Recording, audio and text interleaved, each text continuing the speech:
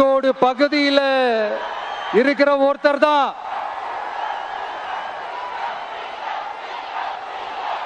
நம்ம சென்னை மாகாணத்தோட முதலமைச்சரா இருந்த சுப்பராயன் அவர்கள். அவர்தான் அந்த மாபெரும் மனிதர். மக்களுக்கு இடஒதுக்கீடு உரிமைய வழங்கினதுல இவருக்கு மிகப்பெரிய ஒரு பங்கு ஒன்று இருக்கு.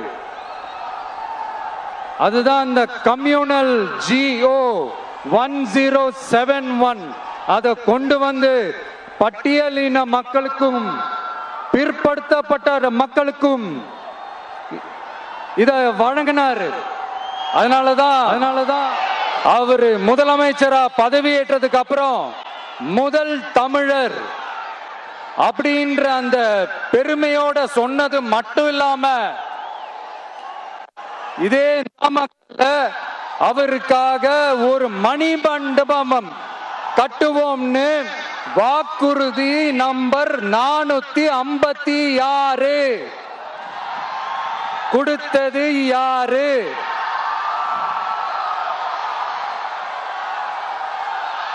சொன்னாங்களே, செஞ்சாங்களா? அதாவது ஒரு படத்துல நம்ம வடிவேல் சார் இந்த எம்டி பாக்கெட்டை எடுத்து இப்படி காட்டுவார் தெரியுமா? அந்த மாதிரிதான் ஒவ்வொரு வாக்குறுதியும் படிச்சுட்டு அந்த எம்டி பாக்கெட்டை இப்படி நம்ம காட்ட வேண்டியதுதான். இப்ப நம்ம அந்த நாமக்கல் மாவட்டத்துல வாக்குறுதிகளா அது செய்வோம் இது செய்வோம்னு நிறைய சொன்னாங்களே, அதுல ஒரு சின்ன லிஸ்ட் மட்டும் இப்ப நம்ம பார்ப்போம். ஒவ்வொரு ஒன்றியத்திலும் தானிய சேமிப்பு கிடங்குகள் அமைக்கப்படும். இவை உலர் களங்களுடன் கூடிய கொள்முதல் நிலையங்களுடன் இணைக்கப்படும். வாக்குறுதி நம்பர் 50.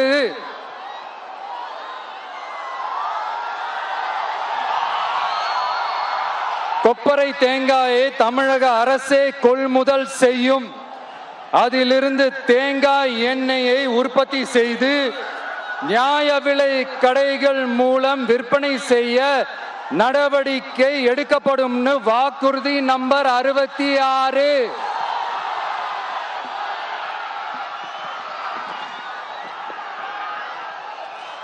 நியாய விலை கடைகளில் நாட்டு சர்க்கரை வெல்லம் ஆகியவற்றை விநியோகம் செய்ய நடவடிக்கை எடுக்கப்படும். வாக்குறுதி நம்பர் 68. அரசு ஊழியர்கள் மற்றும் ஆசிரியர்களுக்கு மட்டும் இல்ல, போக்குவரத்து ஊழியர்களுக்கும் பழைய ஓய்வூதிய திட்டம் செயல்படுத்தப்படும். வாக்குறுதி நம்பர் 152. இதெல்லாம் சொன்னாங்களே, செஞ்சாங்களா? இப்ப நம்ம நாமக்கல் மாவட்டத்துக்கு வருவோம். ஒரு நாளைக்கு 5 கோடி முட்டைகள் உற்பத்தி செய்யப்பட்டு உலகம் முழுவதும் ஏற்றுமதி ஆகிற இந்த நாமக்கல் மாவட்டத்தில் அந்த முட்டைகள் வீணாகாம பாதுகாப்பா வைக்க முட்டை சேமிப்பு கிடங்குகள் அமைக்கணும்ன்ற அந்த கோரிக்கையும், பாக்டீரியா மற்றும் வைரலாஜிக்கல் பரிசோதனையை மேற்கொள்ள ஆராய்ச்சி மையம் அமைக்கணும்ன்ற கோரிக்கையும் பல ஆண்டுகளா இருக்கு. ஆனா அதை இதுவரைக்கும் ஆண்ட கட்சிகளும் சரி, இப்ப ஆளும் கட்சிகளும் சரி, அதை பத்தி கொஞ்சம் கூட யோசிக்கவே இல்லை. அப்புறம் திமுக MLAவுக்கு சொந்தமான ஒரு மருத்துவ கல்லூரியில் நடைபெற்ற கிட்னி திருட்டு, அதுதான் நாடறிஞ்ச விஷயமாச்சு. அதை நான் திருச்சியிலே பேசியிருந்தேன். ஆனா அதுல நம்ம நாமக்கலை சேர்ந்தவங்க தான் அதிகமா பாதிக்கப்பட்டிருக்கிறதா சொல்றாங்க. அதிலும் குறிப்பா விசைத்தறியில் பணிபுரியும் ஏழை பெண்களை குறிவைத்து அந்த கிட்னி திருட்டு நடந்திருக்குன்னு சொல்றாங்க.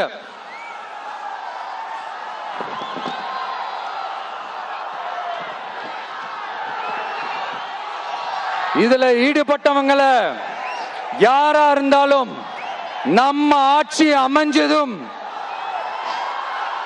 கடுமையாக தண்டிக்கப்படுவார்கள். இந்த கிட்னி திருட்டுக்கு ஆரம்பம் எங்க இருக்குன்னு பாத்தீங்கன்னா கந்துவட்டி கொடுமையில இருக்கு. அதாவது விசைத்தறி தொழிலாளர்களோட வாழ்க்கை தரத்தையும் பொருளாதாரத்தையும் இந்த ஏமாற்று மாடல் திமுக அரசு மேம்படுத்தாத காரணத்தால அவங்க கிட்னி விற்கிற அளவுக்கு தள்ளப்பட்டிருக்கிறாங்க. இது எவ்வளவு பெரிய ஒரு கொடுமை! விசை தொழிலாளர்களோட வாழ்க்கை தரத்தையும் பொருளாதாரத்தையும் மேம்படுத்த தேவையான தீர்வுகளை யோசிச்சு உறுதியா எங்க தேர்தல் அறிக்கையில சொல்வோம்.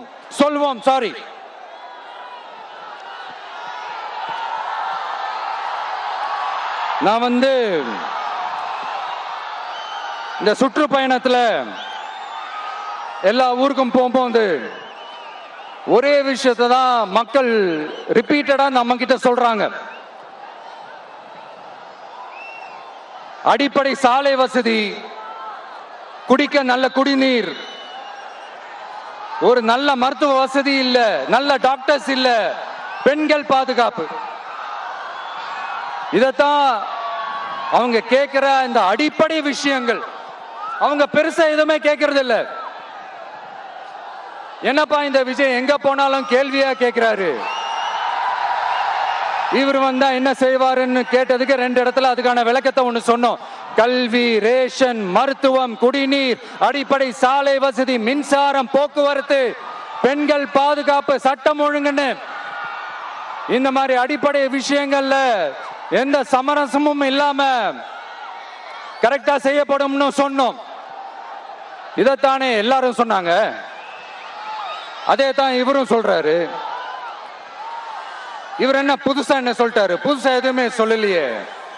ஐயா, அரசியல் மேதைகளே, பெரியவங்களே, ஒரு மனுஷனுக்கு சாப்பிடறதுக்கு நல்ல சோறு, படிக்கிறதுக்கு நல்ல கல்வி, குடிக்கிறதுக்கு நல்ல குடிநீர், அவனை பார்த்துக்கிறதுக்கு நல்ல மருத்துவ வசதி, வேணுங்கிற இடத்துக்கு போயிட்டு வர்றதுக்கு நல்ல போக்குவரத்து, அதுக்கான சாலை வசதி, பாதுகாப்பான ஒரு வாழ்க்கை, இதுதானே ஒரு மனுஷனுக்கு அடிப்படை தேவை.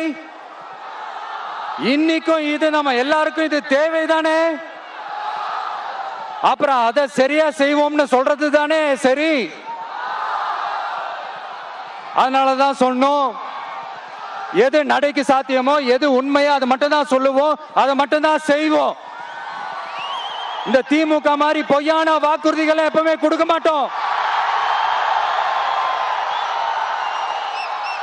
புதுசா சொல்லுங்கன்னா என்னத்த சொல்றது? எனக்கு புரியலையே. என்னத்த புதுசா சொல்றது?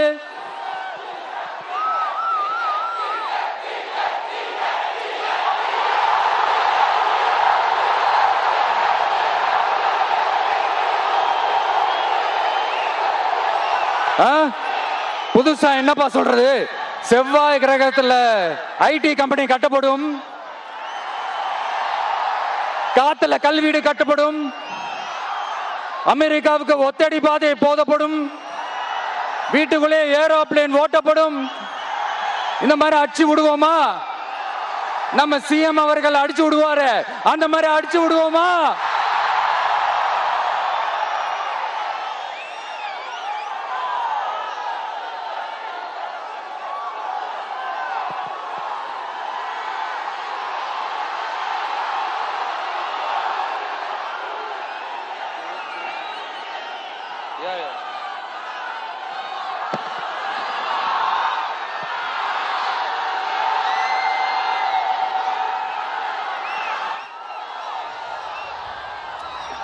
நான் ஏற்கனவே சொன்னதை தான் இங்க நான் திரும்பவும் சொல்றேன்.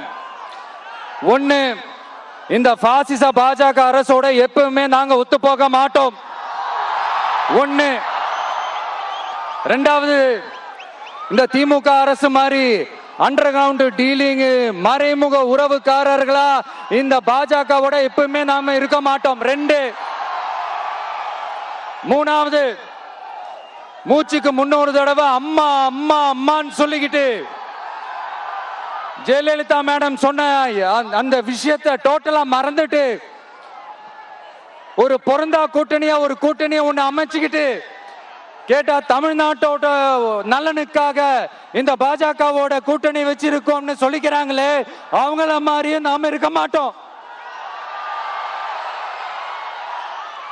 இல்ல நான் தெரியாம தான் கேக்குறேன். இந்த பாஜக அரசு தமிழ்நாட்டுக்கு என்ன செஞ்சிட்டாங்க? நீட்டை ஒழிச்சிட்டாங்களா? கல்விக்கு தேவையான அந்த நிதியை முழுசா கொடுத்துட்டாங்களா? இல்ல தமிழ்நாட்டுக்கு தேவையான எல்லா விஷயங்களையும் தான் சரியா செஞ்சிட்டாங்களா? அப்புறம் எதுக்காக இந்த சந்தர்ப்பவாத கூட்டணின்னு நான் கேட்கல. புரட்சி தலைவர் எம்ஜிஆர் அவர்களோட உண்மையான தொண்டர்கள் அவங்க கேக்குறாங்க. சரிப்பா, அவங்க கூட்டு பொரியல் அப்பளம்னு எதையாவது கிண்டிக்கிட்டோம், நமக்கு எதுக்கு? மக்களே, இன்னொரு முக்கியமான விஷயம், இத கவனமா கேளுங்க. அதிமுக பாஜக நேரடி ஒரு உறவுக்காரர்கள்னு எல்லாருக்குமே தெரியும். அவங்களோட கூட்டணி மேல மக்களுக்கு எந்த ஒரு நம்பிக்கையும் இல்லைன்னு எல்லாருக்குமே தெரியும். ஆனா அட் த சேம் டைம் இந்த திமுக குடும்பம் இந்த பாஜகவோட அண்டர் கிரவுண்ட் டீலிங் மறைமுக உறவுக்காரர்களா இருக்காங்கன்றது தயவு செஞ்சு மறந்துடாதீங்க. வரப்போற தேர்தல், அடுத்த வருஷம் வரப்போற தேர்தல்ல நீங்க திமுகவுக்கு ஓட்டு போட்டீங்கன்னா அது பாஜகவுக்கு ஓட்டு போட்ட மாதிரி.